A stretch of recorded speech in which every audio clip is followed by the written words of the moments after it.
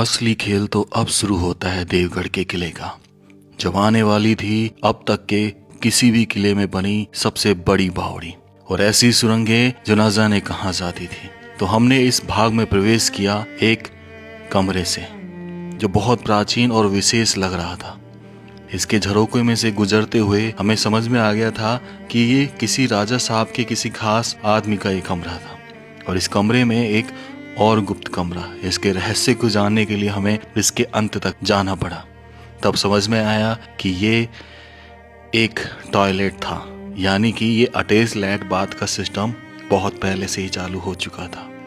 इससे बाहर निकलकर हम प्रवेश करते हैं इस चौक पर बनी बावड़ी में। जिस पर हम खड़े हैं इसी के नीचे वो विशाल बावड़ी थी। लेकिन इसमें अंदर प्रवेश करते समय मेरे साथ कुछ ऐसा होता है जिसे मैं बयां नहीं कर सकता। मानो मेरे शरीर के जितने भी रोंगटे थे सब खड़े होने वाले थे। डर के मारे कहते हैं ना कि हवा खराब होने वाली थी। और उसका कारण था अचानक इस अंधेरे में लाइट का बंद हो जाना। काफी कोशिश करी कैमरामैन ने, लेकिन लाइट नहीं जली। फिर मैंने उससे लाइट ली और उसको ऑन किया। न जाने कौन सी ऐसी शक्ति थी जिससे ये सिस्टम बिगड़ गया। और ये मेरे साथ जीवन में दूसरी बार ऐसा हुआ जब मैं किसी अंधेरे में जा रहा था और लाइट बंद हो गई। क्या आप मानते हैं कि इसके पीछे कोई शक्ति थी? चलो, फिर मैंने देखा इस विशाल बावड़ी को, ऐसी बावड़ी को जिसको मैं निहारता ही रहा। अद्भुत, कैसे बनाई होगी उस समय ये बावड़ी इतनी ऊंचाई पर। इस किले की ऊंचाई तल से 531 फीट है और सारे किले का जो पानी था जब बरसात होती तो इसी बावड़ी में आता था। इस तरीके से बनाया गया था इस बावड़ी को। और अभी भी इसमें इतना पानी था कि नीचे जाने के लिए सीढ़ियां दिख रही थी, न जाने कितनी गहरी।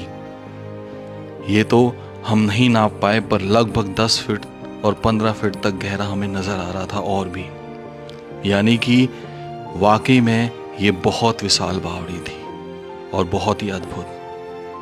मैं बस यहाँ से जाना नहीं चाहता था, लेकिन वापस निकलकर एक और अद्भुत चीज इंतजार कर रही थी। इस चौक पर बना एक ये छतरी नुमा जगह। समझ नहीं आया कि आखिर ये क्या था। शुरू में तो लगा कि शायद कुछ मंदिर टाइप का रहा हो, लेकिन जैसे जैसे हम पास गए तो समझ में आया कि कुछ न कुछ तो था इसके अंदर जो इसे रहस्यमय बना रहा था।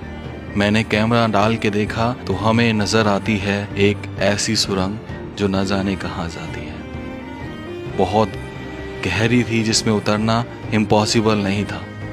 इम्पॉसिबल था हमारे लिए, क्योंकि उतर भी जाते तो ऊपर आ नहीं सकते थे। लेकिन कुछ तो राज था जो इस छतरी के नीचे दफन है। क्या था वो राज, ये मैं नहीं जान पाया। और ये कहाँ जाती है सुरंग, ये भी नहीं बता सकता था। अगर मैं चला भी जाता तो कोई गारंटी नहीं थी कि मैं वापस आता। इसलिए मुझे ऊपर से ही वापस आना पड़ा। इसी चौक में सामने था राजा का दरबार। वो दरबार जहाँ राजा का सिंहासन लगा करता था, जिसे नीले कलर के नेचुरल कलर से पेंट किया गया था, जो आज भी ऐसा लग रहा था मानो कल ही पेंट किया गया हो। और यहाँ पर हर कमरे के नीचे एक तहखाना। न जाने ये तहखाने क्यों बनाए जाते थे। और मैंने एक एक करके हर तहखाने को देखा। अद्भुत और बेमिसाल, यही कहना चाहूँगा मैं। और रहस्यमय, जिसका रहस्य शायद यहाँ के राजा साहब अपने साथ ले गए। और ये वो छतरी थी जहाँ सिंहासन लगा करता था, और यहीं से इस किले का पीछे का सैन्य बुर्ज दिखा करता था, ताकि नजर रखी जा सके कि पीछे क्या चल रहा है। कोई हमला तो नहीं कर रहा, कोई आक्रमण का प्लान तो नहीं बना रहा। इसी छतरी के ऊपर अभी भी वो पेंटिंग बनी हुई थी, जिसे बनाने में शायद कई दिन लग गए होंगे या कई महीने। बेजोड़ कलाकृति, जिसे देखकर हमारा दिल बहुत खुश हुआ। लेकिन ये तो कुछ भी नहीं था। इसी राजा के सिंहासन से मैं ऐसे खुफिया कमरे में जाता हूँ जब मैं समझ में नहीं आता कि ये हो क्या रहा है। आखिर क्या है इस किले का राज जो राज पे राज बना जा रहा है। एक से दूसरे, दूसरे से तीसरे, और तीसरे से जब मैं चौथे में पहुंचता हूं तो एंड होता है एक टॉयलेट पर। और वो टॉयलेट जहां से इस जगह के नज़ारे प्राप्त होते थे। अद्भुत, यानी ये चीज तो था कि बाथरूम उस समय इस तरीके से सेपरेट किए जाते थे कि उन तक पहुंचना थोड़ा कठिन हो। और अब इस किले की उस सुरंग को दिखाता हूं जो यहां से आपको साफ नजर आएगी कि इस किले से बाहर निकलने के लिए वो बनाई गई। सबसे पहले मैं दाहिने हाथ पर इस सुरंग को देखने की कोशिश करता हूँ, जो वक्त के थपेड़ों की वजह से मिट्टी से भर चुकी थी। फिर भी न जाने कितनी गहरी थी और क्या था उसके अंदर, ये तो कोई खुदाई करेगा तभी पता चलेगा। उसके बाद इससे निकला तो मैं उस सुरंग के रास्ते धीरे धीरे चलने लगा। देखने के लिए उत्साहित था कि ये कहाँ जाती है। और जैसे मैं पीछे पहुंचा समझ आया कि जो कहानी हम सुनते आते थे वो अक्सर में कहानी नहीं थी, वो एक सच्चाई थी। ऐसी सच्चाई जिसे हम आज देख रहे थे कि अगर किले पे आक्रमण हो तो एक सुरंग ऐसी भी बनाई जाती थी जो उस किले से, उस शहर से, उस नगर से आपको बाहर निकाल सके। और उसका रास्ता यही था जो यहाँ तक तो था, उसके बाद आगे टूट गया।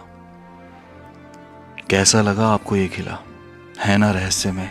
अब इस किले के व्लॉग को अंत करने का समय आ गया। मैं जानता हूँ बहुत सारे लोग अभी तक देख रहे होंगे और कह रहे होंगे कि अभी और, लेकिन आप जितनी गहराई में जाओगे वो डूबते चले जाओगे और आपको एहसास भी नहीं होगा कि ये चीजें कैसे हुई। तो राम राम सा सभी को, खंबा गणिसा राजस्थान, मेरा देश मेरा भारत। दोस्तों मैं जानता हूँ कि कई लोग ये वीडियो दोबारा देख रहे होंगे और शायद मुझसे नाराज भी कि क्या सर दोबारा से देवगढ़ के किले की वीडियो डाल दी। तो सबसे पहले मैं उन सभी से माफ़ी चाहता हूँ। एक्चुअल में कुछ दिन पहले एक भाई ने कमेंट किया और उसने मुझे सुझाया कि भैया व्यूज़ नहीं आ रहे, आपके सबसे ज़्यादा व्यूज़ जो हैं वो इस तरीके की वीडियोस पर हैं, तो आप ऐसे बनाइए, आप मेरे भगवान हो, आप ही मेरे सब कुछ। तो मैंने उस भाई का ध्यान रखकर इस वीडियो को दोबारा से एडिट किया। नहीं जानता कितने व्यूज आएंगे, नहीं जानता अंत तक कौन देखेगा, क्योंकि सारा खेल अंत तक का है। जितना एंगेजमेंट उतने ज्यादा व्यूज। अगर आप फेसबुक पर देख रहे हैं तो ज्यादा से ज्यादा स्टार देकर इसको सफल बना सकते हैं। अगर आप इंस्टाग्राम पे देख रहे हैं तो ज्यादा से ज्यादा गिफ्ट देकर इस वीडियो को सफल बना सकते हैं। आपके स्टार और गिफ्ट का इंतजार रहेगा मुझे। जय हिंद।